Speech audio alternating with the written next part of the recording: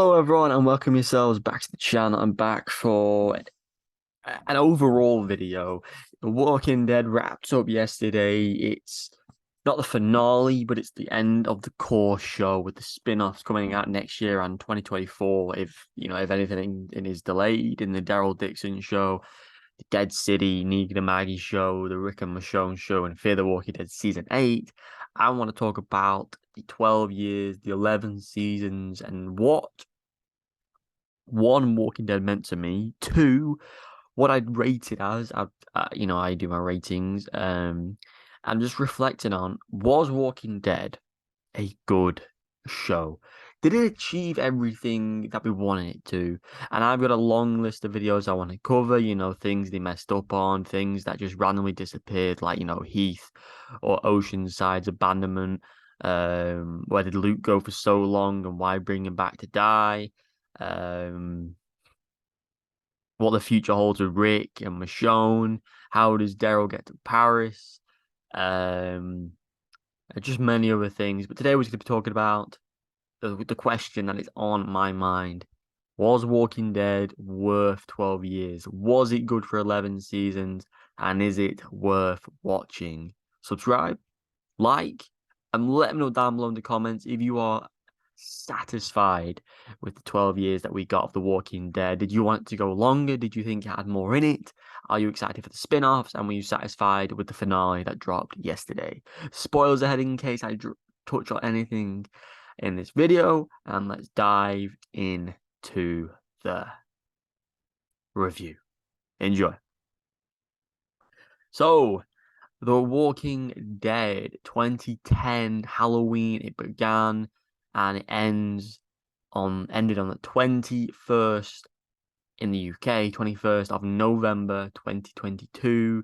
12 years, 11 seasons, I believe 177 episodes, hundreds of deaths, or thousands if you include zombies and survivors.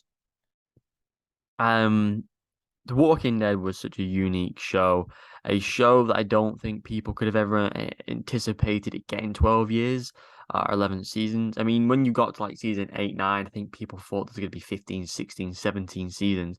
But I think because AMC were like, look, the ratings are getting lower, but technically because of piracy and, copies and all that sort of stuff, I think the views were probably just as high, hence why it went for as long as it did. Hence why we're getting three spin-offs and the most likely last season of Fear the Walking Dead. But The Walking Dead evolved so much from 6 episodes in the first season to 13 in the second season, then to consecutively get 16 episodes into season 9, 22 in season 10, and 24 in season 11. We've seen, in my opinion, some of the greatest characters ever in TV. We have Andrew Lincoln's portrayal of Rick Grimes, what he did for 9 seasons and returning in yesterday's episode was beautiful. I think his transition from officer friendly to the guy who basically Shane was in the first couple of seasons. Shane tried to push this guy to be the guy he needed to be for the group to get them to the distance they did, and he became a beloved character, a father, a new man with Michonne once Laurie passed, spending time with Judith, losing his son in Carl, but making a new son in RJ. I loved everything that Norman brought to the show. And Daryl, I think Daryl is the best character in the show. To say he wasn't a comic character, there was nothing to say he was going to survive the 11 seasons. There was nothing to say he was going to be the main character.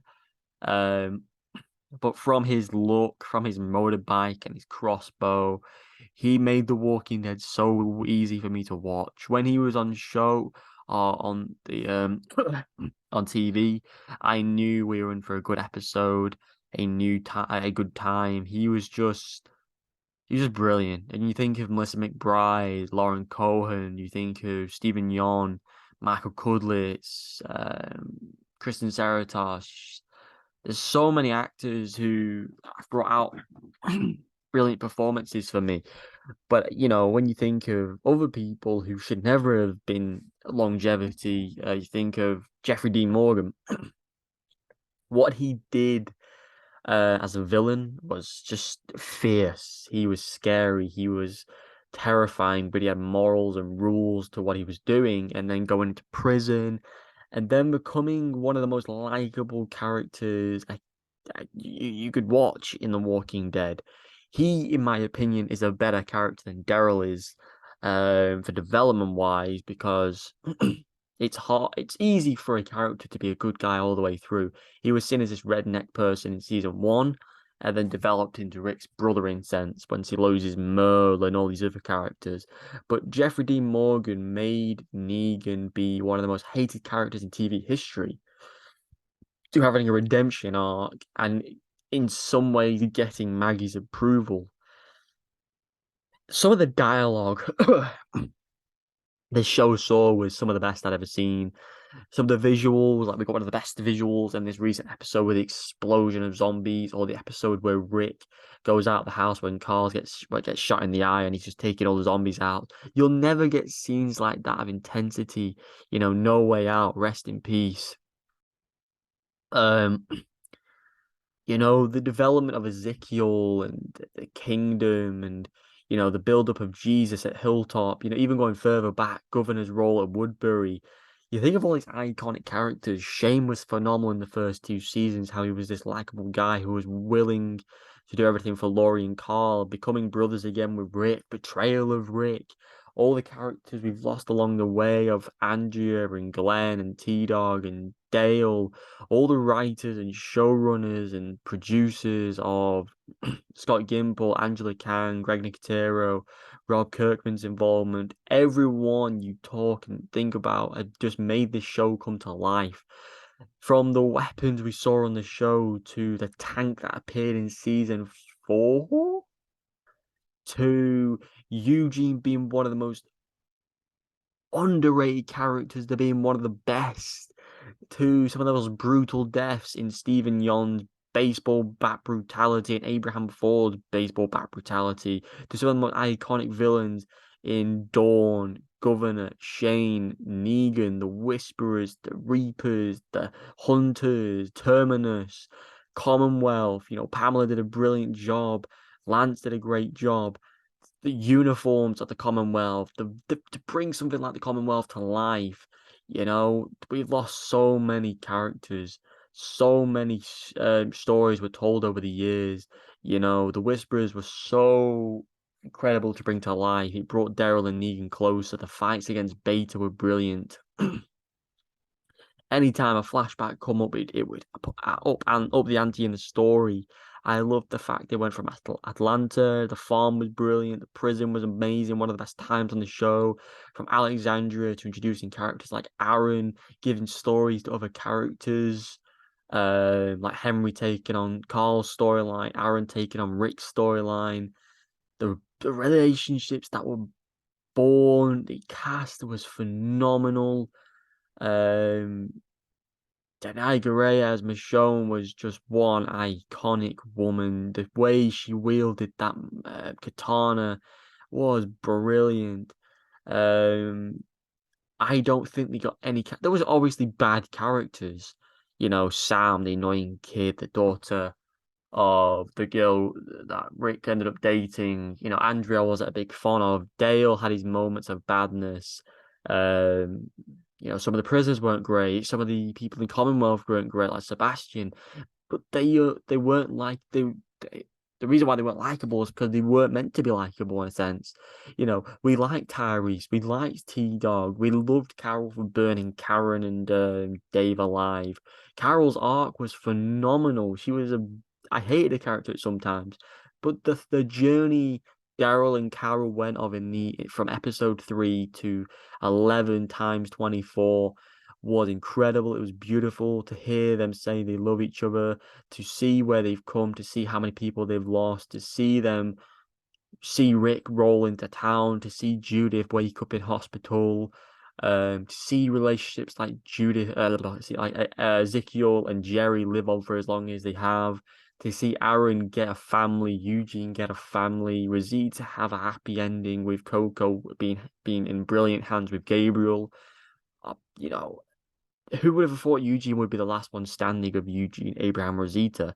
That's why it's good story writing. It would have been very easy to kill Eugene off years ago, but I think the writers were like, characters will eventually appreciate this character because Abraham was the likable guy.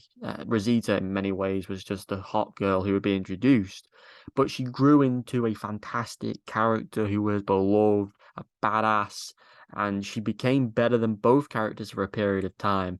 She was off screen for a long period of time as well. Everyone has their moments in Walking Dead. As I said, characters disappeared, like Heath, the guy who was with Michonne, he disappeared. There's a lot of issues. Not a lot of issues, sorry. There's some issues that could have been resolved or they were abandoned. But what they tried to do in the time they had was truly magnificent. And I haven't even mentioned him. Morgan was one of the best characters on the show. I loved his morality, how he transitioned to Fear the Walking Dead, his relationship with Rick, the different versions of Morgan we saw in season 1 to season 3 to his return in season 5. Walking Dead is and always will be, I think, my all-time favorite show. I'm not saying it's the best show I've ever seen. It's up there for certain because of what it did. It has my all-time favorite TV character in Daryl Dixon. Norman Reedus has been, I spoke so many times about him in this video, but he was always someone I was just always hoping would never die in the show. And he just did something on screen that I just love so much. Using a crossbow instead of a gun, using a knife instead of a gun at times. He was always the guy you'd root for, and The Walking Dead gave me 12 years of my life from the age of 13 to now 25. I will never watch a show like this again, and it's a shame. And this is why I'm going to hold on to what we have at the moment. I've got Worlds Beyond. I've never seen the entirety of Worlds Beyond. I want to watch it all. I've never seen all the webisodes. I want to go deeper into the webisodes. I've never finished the comic books. I want to finish the comic books. I've missed. I think I missed a couple of seasons of Fear. I've watched the most recent one, but I need to watch a couple in between. I just want to take in as much as I can from this world whilst I can. As I said, 4 spin-offs coming out next year, including Fear. And, I am so grateful again for what Scott Gimple and Angela Kang have done, and Greg Nicotero, the 3 main people who bring Walking Dead to life. There's obviously more directors and writers, but they are the showrunners, the people in charge of the universe. Greg Nicotero is one of the most iconic people in this Walking Dead universe. And they have done something that not many people would have expected to last 12 years, go 11 seasons, and ultimately create many memories for so many fans around the world. It's been an enjoyable experience watching The Walking Dead. I hope you guys check it out one day. If you have checked it out, let me know down below in the comments. I can't wait to talk more about this in the coming days, coming weeks, coming months, coming years. And we're going to keep it as live as long as possible. Thanks for watching as always. And I'm going to give Walking Dead a 10 out of 10. I'm not going to give it a perfect 10 out of 10 because I said there's issues, but it's going to get a 10 out of 10. Thanks for watching as always. Stay up to date this week for more Walking Dead content. And if you want to see anything in particular, let me know. All the best, and let me know down below your favorite Walking Dead moment or character. Goodbye.